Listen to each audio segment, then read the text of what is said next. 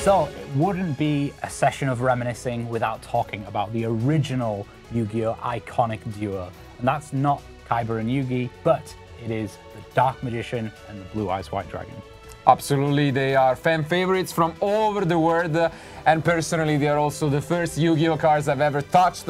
I started almost over 20 years ago by opening my Kaiba starter deck and then playing it out with my friends, trying to recreate those iconic anime moments, and yeah, we've all had plenty of fun with that. Yeah, and there's been plenty of moments throughout the anime and plenty of moments in the years of tournament play of Yu-Gi-Oh! As well. Both Dark Magician and Blue Eyes have had their strategies supported over the years, and we've seen them in and out of the tournament scene as the years have gone by.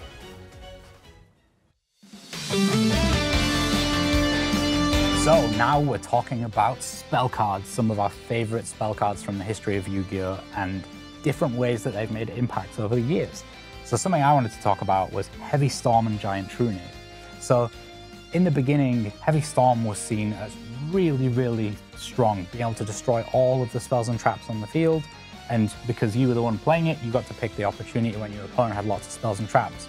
And then people started experimenting with things like equip spells and continuous spells and continuous traps.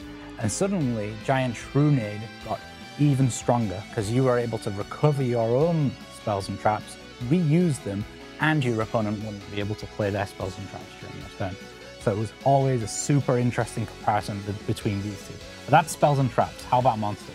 Well, duelists have looked for answers to their opponent monsters ever since the start of the game, and well, I can tell you that these comparisons were not always available to them, because Lightning Vortex was a card that was played during a lot of years, and the main reason was that Raigeki was not available. Raigeki got forbidden very early on, and for example, even when I started playing, I did not have Raigeki available. But then throughout the years, you could see the game evolving and taking in new directions.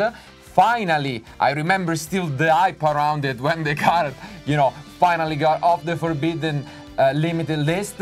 And well, I gotta tell you, I have some really, really good memories of this, because back in 2017, when I won the European Championship, I did buy top deck in this card in the very last turn.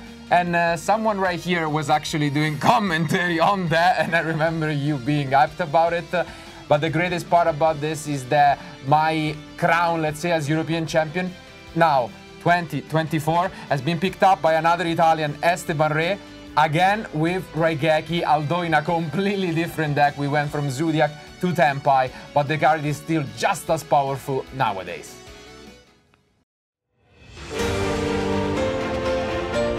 So now we have the trap cards. There's some amazing moments that I've had in my tournament play, and I'm sure you have too, but even more epic moments have happened in the anime.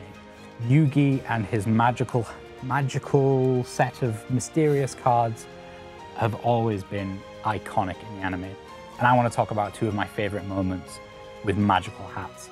The first one being where Yugi was able to rearrange his monsters within the maze that him and Joey were put in against the Paradox Brothers. He was able to rearrange his monsters within the magical hats and really gain an advantage from that.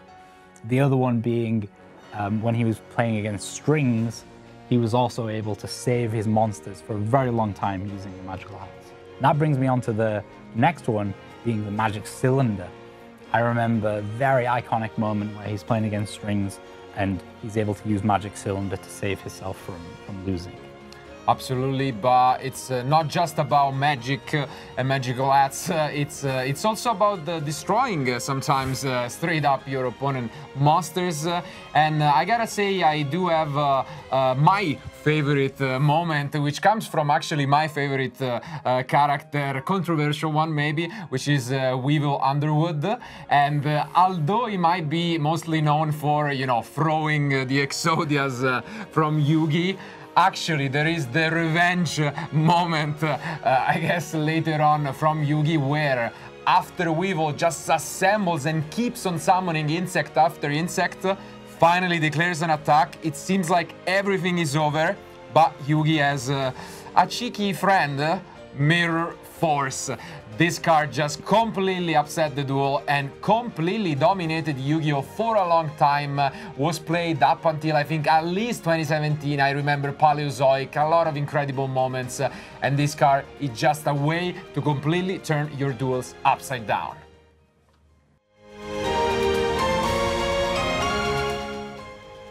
So here we are with our tribute monsters. But of course, we first have to talk about which monster are you tributing for those tribute monsters.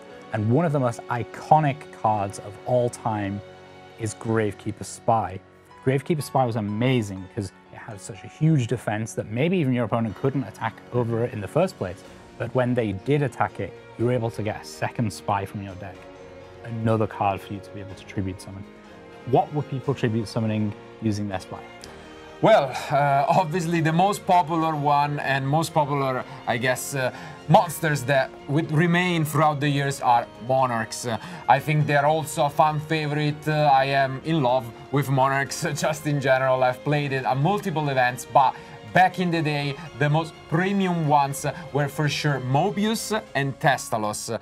The just amount of sheer advantage that you could get is incredible. As you've mentioned, paired with a Spy, you would just get additional monster to tribute, and then you would get, you know, some advantages, either discarding cards off your opponent's hand, which was a crucial way of playing the game back in the day, but also destroying spell and traps.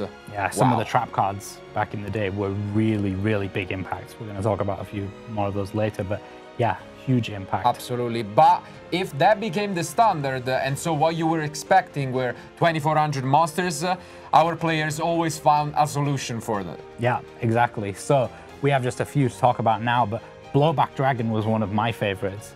It was a kind of miniature version of Barrel Dragon, and although its attack wasn't enough to get over a Monarch, its special ability to be able to destroy cards on the field really made the difference.